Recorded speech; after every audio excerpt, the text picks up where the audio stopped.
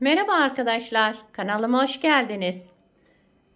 Bugünkü modelimiz farklı bir lastik başlama tekniği. Birçok modelimde kullanmıştım. Çok hoşunuza gitmişti. Onu da anlatır mısınız denildi ve bugün o lastik çalışmasını yapacağız. Bugünkü kullanacağım ip şöyle bir bebe yünü. Şöyle göstereyim. 100 gram 250 metre uzunluğu olan bebe yünlerinden. Bununla güzel farklı lastiğimizi başlayacağız. İnşallah siz de beğenir, benimle yaparsınız. Dilerseniz yapım aşamalarına geçelim. Evet, lastiğimize başlarken önce ilmeklerimizi alalım. Şu şekilde ilmeklerimi çıkaracağım. Siz yapacağınız örgüye göre ilmek sayısını o şekilde ayarlayıp başlayabilirsiniz. Şöyle normal başlama tekniği arkadaşlar. Her zaman yaptığımız gibi şu şekilde ilmeklerimizi alalım.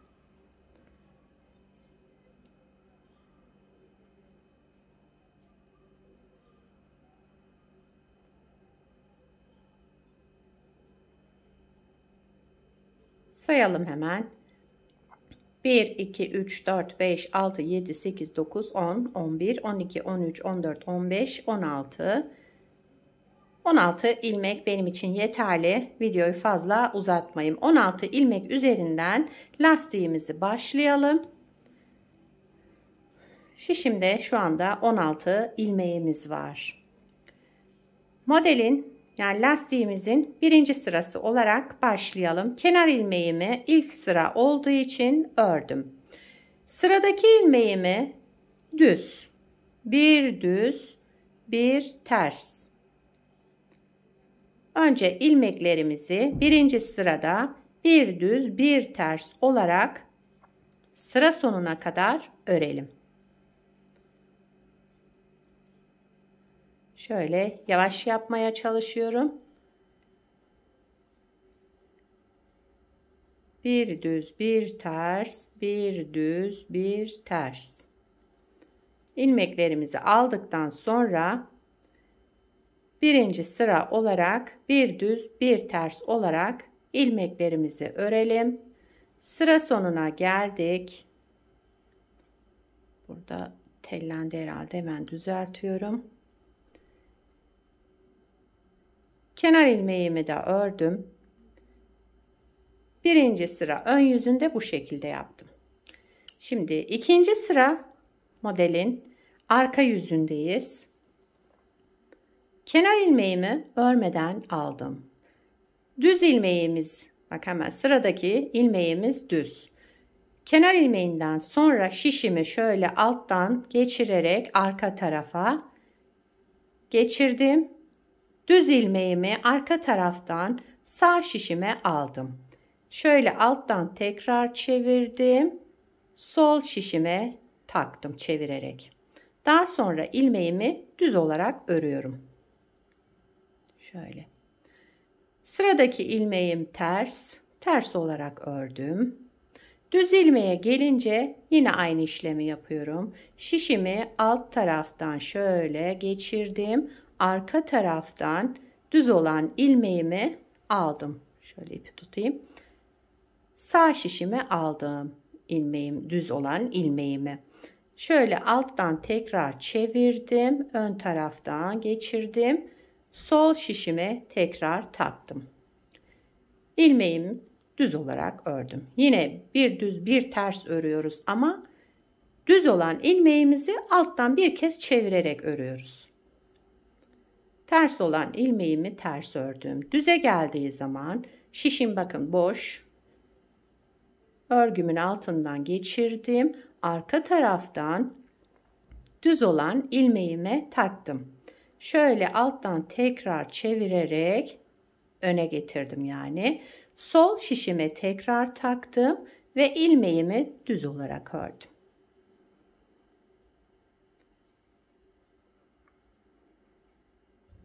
Ters olan ilmeğimi ördüm. Düz ilmeğimizi alttan şişimi taktım ve bir kez çevirerek düz olarak ördüm. Ters ilmeğimi ördüm. Düz ilmeğe gelince şişimi alttan geçirdim, arka taraftan aldım. Düz olan ilmeğimi sağ şişime çevirdim, ön taraftan tekrar sol şişime taktım. Düz olarak ördüm.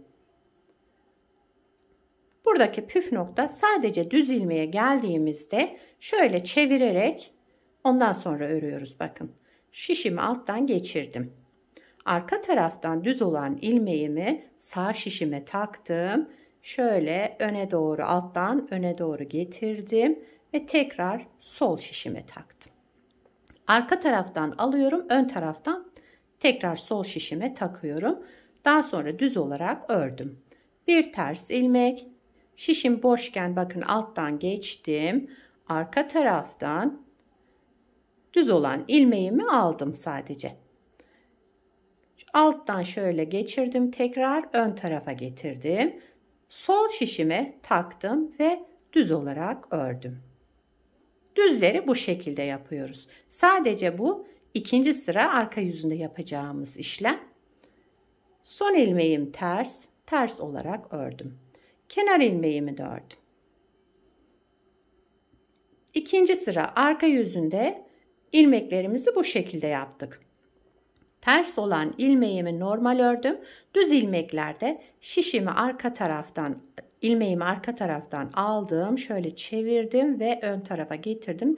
Sol şişime taktım ve düz olarak ördüm. Şimdi üçüncü sıra ön yüzündeyiz. Lastiğimizin kenar ilmeğimi örmeden aldım. Üçüncü sıra ön yüzünde bütün ilmeklerimizi gördüğümüz gibi kenar ilmeğinden sonra bir düz, bir ters, bir düz, bir ters, bir düz, bir ters, bir düz, bir ters.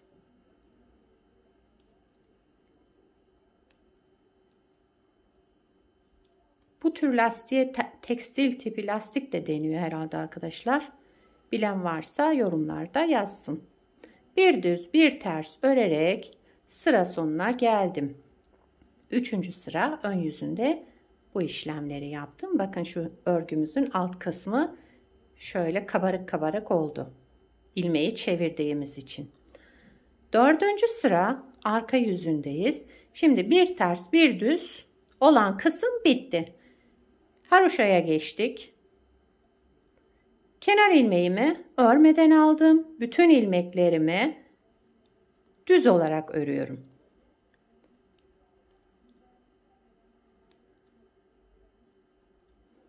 Şimdi bundan sonra haroşa olacak. Haroşayı da kaç sıra isterseniz ona göre yapacaksınız. Yani şu terslerin kaç diş olmasını istiyorsanız o size kalmış artık. Bakın şöyle bir görüntümüz oldu. Ben haroşalarımı düz olarak örüyorum. Ters örüyorsanız siz de dördüncü sıra arka yüzünde ters olarak başlayabilirsiniz haroşalarınızı yapmaya. Yine düz örüyorum. Bakın ön yüzünde bir diş oldu haroşamız. Şöyle yavaş yavaş yapalım. Kenar ilmeğimi de ördüm. Bir sıra daha düz yapıyorum. Kenar ilmeğinden sonra bütün ilmeklerimi düz olarak örüyorum.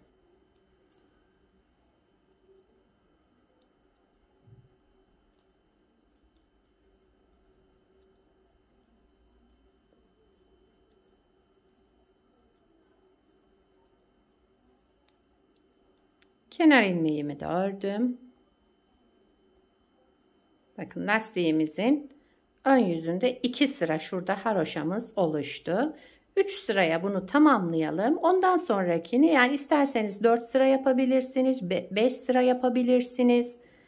Benim için şu anda ideal olan 3 diş haroşa. Bu şekilde devam edelim. Modelimizin ön yüzünde yine düz ördüm. Dediğim gibi ben haroşalarımı düz örerek yapıyorum. Siz de eliniz nasıl alışıksa fark etmez, yani düz de yapabilirsiniz, ters örerek de yapabilirsiniz.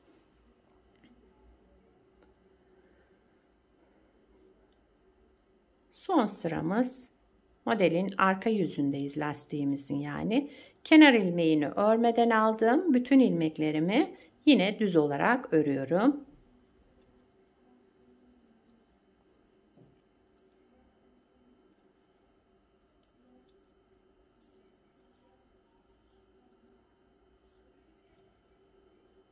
Kenar ilmeğimi de ördüm.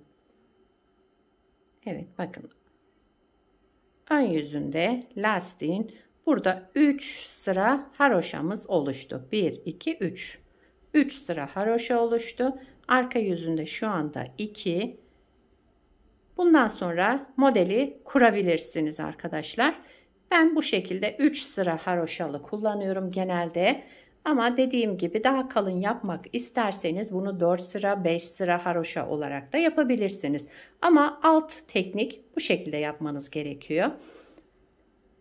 İlmeklerimizi aldıktan sonra bir düz bir ters, bir düz bir ters örerek sıra sonuna gelelim. Birinci sıra ön yüzünde.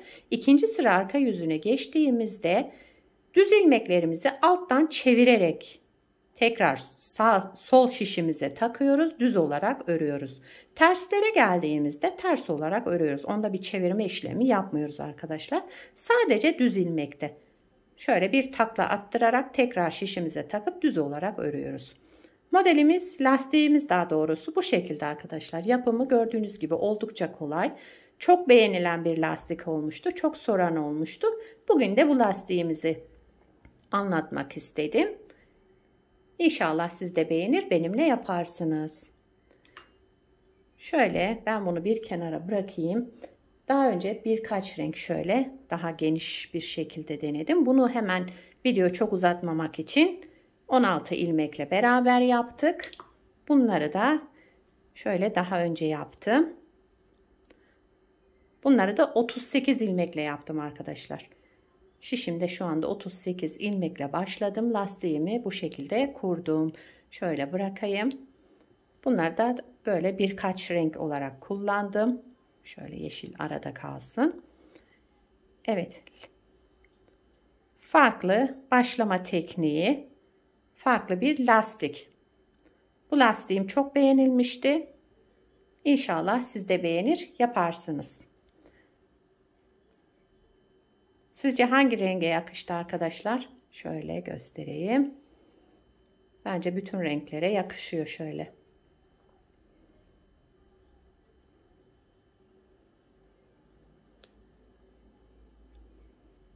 Evet.